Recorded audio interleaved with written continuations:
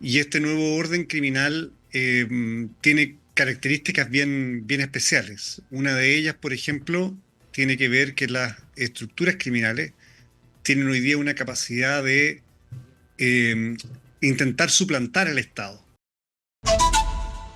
Y hablando de qué hacer frente a la delincuencia que nos agobia, estamos conectados vía Zoom con Pablo Ceballos. Él ha sido oficial de inteligencia de los Carabineros de Chile y es consultor internacional en temas de crimen organizado. Pablo, muy buenos días, gracias por atendernos.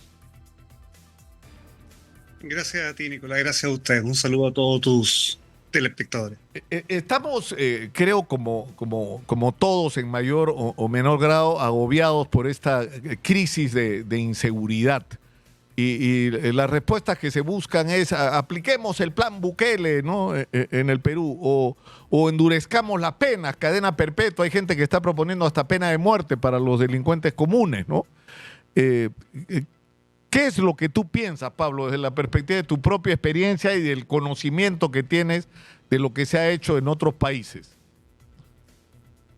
Bueno, muy buena pregunta. Yo soy un investigador de campo, es decir, nosotros tratamos de investigar los fenómenos que están ocurriendo en América Latina en las calles, en los barrios, en los países. No es solamente investigación académica. Y en realidad lo que podríamos partir diciendo es que nos encontramos en un fenómeno bastante global en América Latina. Esto no es exclusividad de Chile, no es exclusividad de Ecuador, no está sucediendo solamente en Perú. Es un fenómeno complejo que tiene componentes bastante comunes. Uno de los componentes comunes es que pareciera que está surgiendo un nuevo orden criminal, y este nuevo orden criminal tiene características bien especiales. Una de ellas, por ejemplo, tiene que ver que las estructuras criminales tienen hoy día una capacidad de eh, intentar suplantar al Estado, ¿no es cierto? Se convierten en poderes muy fuertes que tratan de cumplir ciertas situaciones que el Estado no está pudiendo cumplir. Esto se evidencia mucho después de la pandemia, ¿no? Con la retracción del Estado en forma generalizada en la región. Y en este componente, este desafío de las organizaciones criminales tiene un método que es esencialmente violento, y es lo que estamos viendo. Y lo que observamos es que organizaciones que antiguamente se podían demorar eh,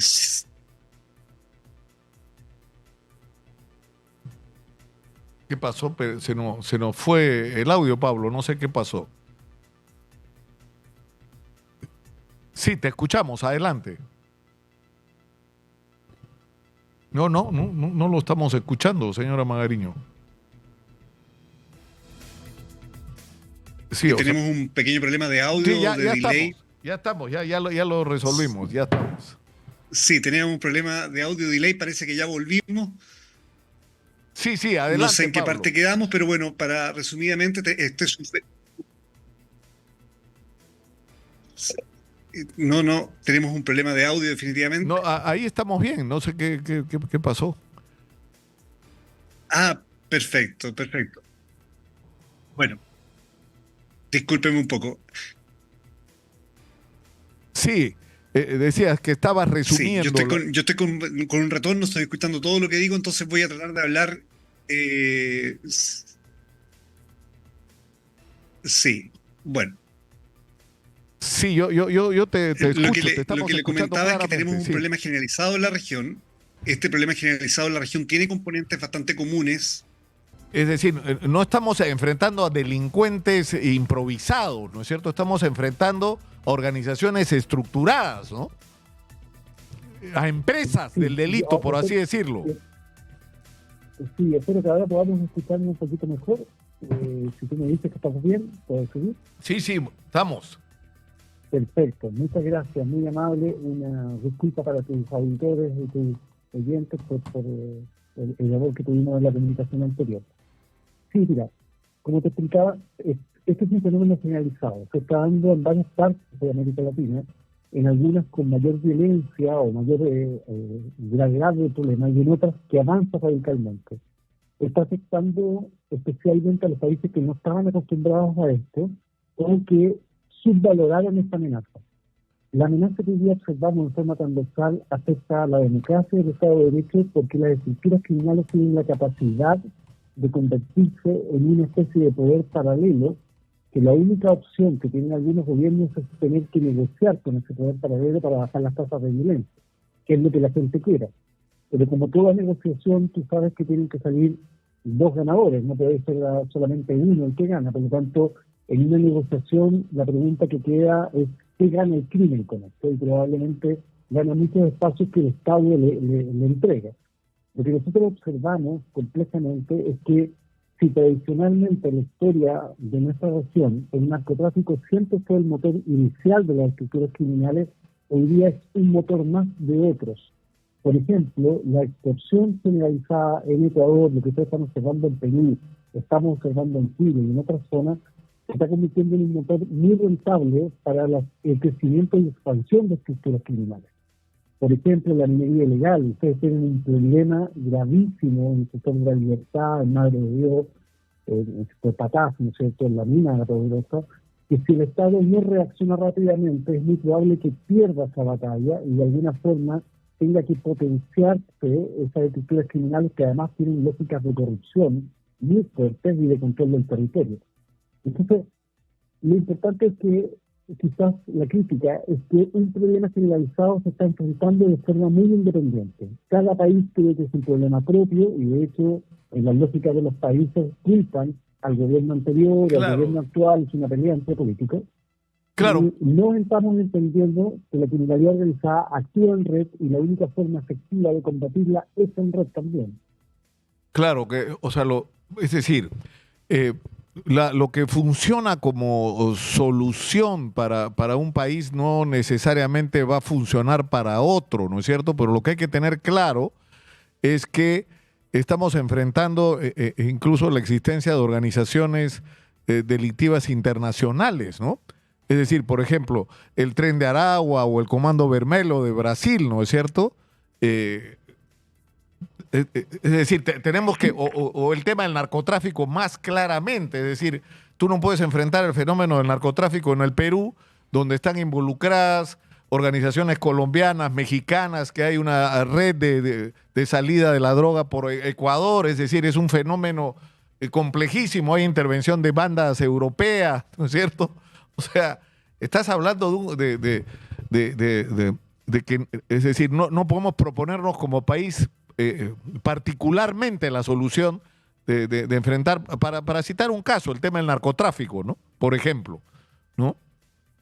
Claro, mira, yo creo que la definición correcta, Nicolás, es que estamos viendo en un ambiente, en un ecosistema criminal, un ecosistema de crimen organizado donde indirectamente todas las personas de alguna forma se relacionan, ¿no? Las comunidades afectadas por la violencia, las comunidades controladas criminalmente, etcétera. En este ecosistema criminal, el objetivo final del crimen organizado es tomar las ganancias de las economías ilícitas e inyectarlas en las economías formales. Ese es el objetivo. No es la violencia el objetivo. La violencia es un método que nos asusta, que nos preocupa, pero es solo el método. El objetivo final son las ganancias. Y en ese objetivo final de las ganancias, obviamente, influir en las políticas públicas, generar lógicas de corrupción, afectar el sistema financiero de un país es parte del objetivo final. Entonces, lo que nosotros tenemos que entender es primero eso, ¿no es cierto? Un diagnóstico correcto. Cada país está enfrentando situaciones bastante comunes que tienen, por ejemplo, un componente bien especial. Si tú analizas, Nicolás, con tu experiencia como periodista, en los últimos 30 años, las organizaciones criminales transnacionales de América Latina han surgido desde las cárceles. Surgieron desde las cárceles en Brasil, como lo acabas de decir, surgen de las cárceles de Ecuador recientemente, con los choneros, los lobos, los tiguerones, o surgen, por ejemplo, del Tren de Aragua, que surge en una cárcel. Entonces, ¿qué es lo que hace? ¿Qué componente común tiene que en diferentes países surjan organizaciones criminales de vocación internacional? Una lógica, la gobernanza criminal intrapenitenciaria, o sea, que los criminales dominen la cárcel. Y ahí viene el primer problema social. Nosotros, o la gente común, la sociedad piensa que una vez que detenemos a un integrante del Tren de Aragua, lo ponemos a disposición de la justicia y lo metemos dentro de la cárcel, el problema se acaba. Probablemente hoy día el problema recién comience, sobre todo en sistemas penitenciarios como el peruano, como el chileno, que no están preparados para enfrentar dinámicas o contrarrestar dinámicas de gobernanza criminal interpenitenciaria. La gran pregunta que uno tiene que hacerse es ¿qué es lo que va a surgir de la combinación de la delincuencia común, por ejemplo en el caso de Perú, con la delincuencia transnacional que está llegando a Perú? esas dos realidades que están transformándose tienen que chocar en algún momento. La pregunta que uno tiene que hacerse es si esto que va a ser violento o va a ser de asociatividad.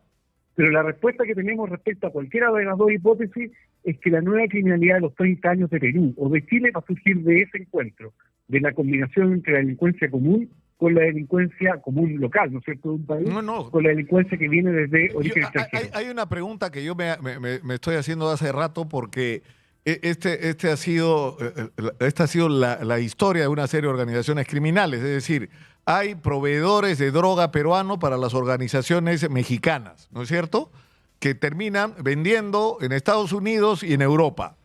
Y yo estoy seguro que ya en este momento los principales proveedores, porque han ido creciendo, ¿no es cierto?, en la ampliación de su negocio, han invertido en una industria, porque lo que hay en el Valle de los Ríos Apurímac, Quena y Mantaro, en el Braem, es una industria sofisticada, ¿no es cierto? La pregunta que se tienen que hacer estos jefes, estoy seguro que se les están haciendo, es ¿y por qué tenemos que pasar por los mexicanos? ¿Por qué no vamos directamente y les vendemos nosotros? Y eso no lo estamos pensando, Pablo, puede ser tremendo, eso puede desatar, Perú puede ser el escenario de trasladar esas guerras que han habido en México entre los carteles al Perú, ¿no? Mira, hay varios componentes respecto a esa hipótesis que tú planteas, ¿no es cierto?, que es una hipótesis que uno experimenta en base al trabajo de campo. Lo primero es decir que en los últimos años, aproximadamente en los últimos 10 años, el consumo de cocaína en Estados Unidos ha bajado mucho, porque hay otra droga que ha suplantado ese consumo y el consumo en general de droga ha aumentado en Estados Unidos, pero la cocaína ha bajado. Eso significa que se abren otros mercados, y los mercados que se abren son especialmente atractivos para los países que están hacia el Pacífico, porque son los mercados de Australia, de Nueva Zelanda o de Asia, donde el valor del kilo de cocaína puede llegar a ser 10 veces más que el valor del mismo kilo de cocaína puesto en Estados Unidos. O sea, es tremendamente atractivo. Lo que estamos viendo en este momento, que puede variar, es que en este reordenamiento de mercados criminales, hay grupos que están sobre otros en una especie de, para entenderlo fácilmente, una especie de atmósfera. La atmósfera tiene varias capas, ¿no? Mientras más cercana a la Tierra, las capas son más violentas o con mucho más movimiento, más inestable, como sea las tormentas, y mientras más se alejan de la Tierra, esas capas son más estables. En las capas más estables tenemos grupos extrarregionales, como la Andrangheta italiana, como los consorcios chinos, la mafia turca, que parecen hoy día estar regulando precios, determinando algunas acuerdos, ¿no es cierto?, intermedios. En las capas intermedias tenemos los grupos más latinoamericanos, ahí tenemos los carteles mexicanos, etcétera. Y en las capas más inferiores, o sea, más violentas, más inestables, tenemos grupos como el Tren de Aragua o como los consorcios criminales peruanos, ¿no es cierto? No te olvides, por ejemplo, que Perú tiene una tradición de estructuras criminales dedicadas a la extorsión, son muy expertos en la actividad extorsiva, o sea, los pulpos están presentes en Chile, están presentes allá, etcétera. Por lo tanto, lo que nosotros tenemos que entender es que estos acuerdos son temporales, estas alianzas son frágiles, y cualquier cambio de estas condiciones puede generar lo que tú reflejas, olas de violencia irracional, porque la violencia irracional que nosotros observamos, tanto en el territorio como dentro de las cárceles, tiene que ver específicamente con la lucha de territorios o de mercados criminales. Entonces, en la medida que no hay una estabilidad en la lucha de esos mercados o de esos negocios, la posibilidad de violencia es muy fuerte. El escenario de esa violencia, hoy día lamentablemente Latinoamérica hacia el sur, Ecuador, Perú, avanza Chile y avanzan otras zonas. Esto cambia, esto es tremendamente dinámico, pero es la realidad que hoy día nos enfrentamos, y en esta realidad que nos enfrentamos pareciera que no tenemos un diagnóstico compartido de lo que está pasando. Ahora, Pablo, la respuesta que se pretende dar en la desesperación y también en la incapacidad de nuestros políticos es todos quieren ser el Bukele, todos se ofrecen a sí mismos como el Bukele peruano y digamos, la imagen que se tiene es la de la mano dura, la de endurecimiento de la legislación y la de meter a todo el mundo preso, ¿no es cierto? Pero es una visión bien limitada de lo que está pasando en El Salvador, ¿no? Es mucho más complejo el fenómeno del Salvador que simplemente eso, ¿no? Sí, o sea, el modelo de El Salvador tiene también bastantes sombras que no están claras, ¿no? El Salvador es un país pequeño que tiene una experiencia larga en la presencia de estructuras criminales, en ese caso principalmente la Mara Salvatrucha, la Mara 18, Y lo que se sabe actualmente, incluso hay investigaciones en curso, que en algún nivel del gobierno de El Salvador tuvieron que pactar con algunas estructuras criminales para lograr la baja, por ejemplo, de la tasa de homicidio. Ahora, este pacto se está incumpliendo y probablemente eso va a generar olas de violencia en el futuro o quizás un nuevo pacto. Lo importante es que hay que actuar, o sea, hay varios problemas que están en ciernes, ¿no? Yo creo que hoy día en América Latina la ciudadanía está cansada de la violencia proveniente de la delincuencia y el crimen organizado. Y por lo tanto, cualquiera que traiga un ofrecimiento de disminuir esos niveles de violencia, la ciudadanía lo va a querer, lo va a aceptar. El problema es que lo que está en juego ahí puede ser restringir libertades personales, restringir ciertas libertades que tenemos todos los ciudadanos por el hecho de ser ciudadanos de un país a cambio de tener mayor seguridad. Y eso es un replanteamiento de la democracia como tal, como concepto, ¿no? Y en la medida que esto sucede, lo que vamos viendo es que hay gobiernos que empiezan a ser cada vez más autoritarios. Entonces dicen, mira, para mantener esta lucha contra la delincuencia, contra el crimen organizado, tengo que perpetuarme en el tiempo, tengo que disminuir, por ejemplo, mis propios mecanismos de control, tengo que disminuir, por ejemplo, o elegir yo quiénes van a ser los jueces y los fiscales. Y eso en definitiva daña profundamente la democracia porque también puede fomentar o ocultar lógicas de corrupción. El riesgo del populismo en este fenómeno es tan grave como el propio riesgo del crimen organizado. Y yo creo que eso es importante. Yo creo que es fundamental que los medios de comunicación y la ciudadanía entienda a qué nos enfrentamos cuando estamos observando estas nuevas dinámicas de crimen organizado, que insisto, no es solamente violencia, puede ser terminar también con espacios de suplantación del Estado por parte de estructuras criminales. Claro, porque la interrogante se repite, ¿no? ¿Es posible derrotar al terrorismo en democracia? La respuesta era sí, ¿no? Y la pregunta ahora, ¿es posible derrotar a la delincuencia con el nivel de complejidad que ha alcanzado en democracia? Y la respuesta, lamentablemente, está todavía entre signos de interrogación. En Chile, ¿cómo lo están enfrentando, Pablo? Mira, yo creo que uno tiene que ser bien honesto. Vencer el crimen organizado, aparentemente hoy día la realidad global es una utopía, no se ha podido lograr nunca vencer realmente el crimen organizado. Lo que hay que hacer, creo yo, es disminuir el nivel de amenaza del crimen organizado que puede afectar la democracia y el Estado de Derecho y mantenerlo como un problema policial controlable. Yo creo que ese es el desafío que uno tiene que tener y tiene que ser muy honesto en decir este es el desafío. No vamos a permitir que esto siga siendo una amenaza tan grave.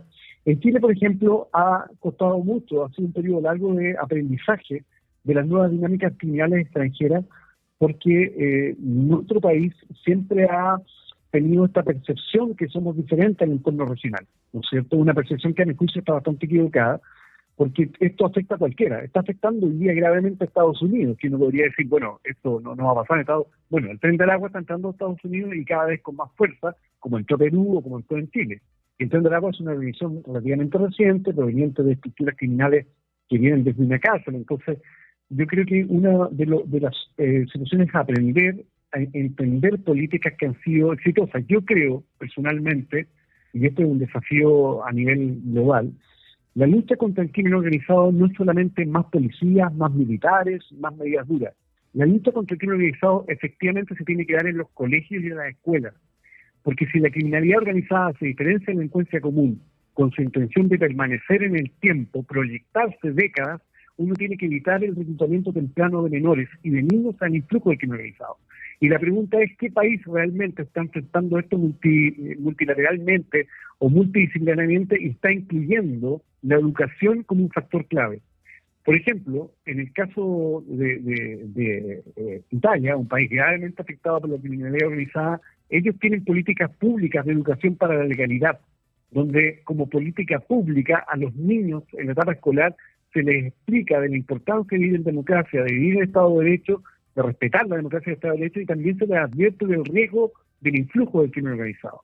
Yo creo que nosotros como países latinoamericanos estamos muy lejos a eso, no estamos dimensionando que ese es un componente clave, tan clave como son los sistemas penitenciarios de las cárceles, o tan clave en el caso de Perú o de Chile como son nuestros puertos, que pueden ser la corona que busquen los criminales en América Latina, en nuestros países. Ahora, hay un tema final, Pablo, que es este. Se supone, es decir, pues siendo realistas, que la delincuencia va a permanecer porque hay un sector de la sociedad que por razones económicas, por ser excluidos, por ser marginales, ¿no es cierto?, por sus historiales familiares, etcétera, van a estar ahí. Es decir, siempre vamos a enfrentar este fenómeno.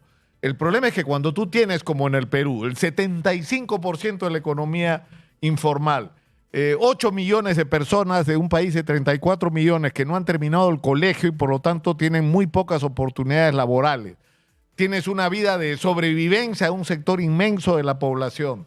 Tienes una descomposición enorme de la clase política que es ineficiente y terriblemente corrupta. En el Perú todos los expresidentes están o presos o haciendo cola para ir presos. O sea, ese contexto donde además, y como cereza, los jóvenes no tienen esperanza, ¿no es cierto? Por Dios, esto da miedo, ¿no, Pablo? Con respecto al futuro de la delincuencia. El ser parte de organizaciones criminales es una opción para la gente, lamentablemente. O sea, la posibilidad de que tengamos estados fallidos en Latinoamérica es cada vez más cierta y es una realidad que lamentablemente mucha de la gente proveniente de la política la niega, pero es una realidad. Yo creo que la construcción es por bloque. Debemos partir determinando qué es lo urgente, qué es lo importante, cómo debemos partir. No podemos hacerlo todo, somos países esencialmente pobres, no tenemos recursos para solucionar este problema del punto. Creo que en ese sentido hay dos. Si nosotros metiéramos al país Perú o al país Chile a una urgencia médica, la DH, o sea, el diagnóstico inicial de nuestro estado de urgencia sería, mira, cánceres y educación. Esas son las dos primeras matrices que tenemos. Mejorar el sistema penitenciario, que no solamente significa construir más casos, sino evitar que haya influjo criminal dentro de la cárcel para que no haya gobernanza, y educación. ¿Y educación para qué? Para el futuro, para que los jóvenes entiendan el riesgo del crimen organizado, el riesgo de la corrupción, para que podamos elegir bien nuestras autoridades, pero también para que podamos exigirle a nuestras autoridades aquello que creemos que tiene que ser para el apoyo social. El desafío es complejo, no es un desafío único, Perú no está solo, Chile no está solo, tenemos un problema común y tenemos que aprender de las experiencias. Yo creo que una de las cosas más importantes es pensar que existe la posibilidad. Hay una lógica en el mundo del marketing que se llama la teoría del incentivo, que hace que cuando uno va a un supermercado no solamente traiga lo que quiere ir a comprar, sino traiga muchas otras cosas que no tenía por qué comprar y traerlo. Bueno, creo que deberíamos aplicar la teoría de los incentivos también en el mundo criminal. ¿Qué incentivos tiene el mundo criminal para que los niños ingresen ahí o para que las personas ingresen ahí? ¿Y qué incentivos tiene el Estado para que no ingresen? En esa comparación de incentivos vamos a saber dónde estamos fallando y cómo podemos solucionar. Claro que sí. Pablo, te agradezco muchísimo por esta conversación. Ha sido muy gentil y espero que nos reencontremos más adelante porque tu opinión sinceramente vale la pena de ser escuchada. Muchas gracias. Muchas gracias. Nicolás, un saludo a todos. Pablo Ceballos, ex oficial de inteligencia de Carabineros de Chile y consultor actualmente internacional especializado en temas de crimen organizado.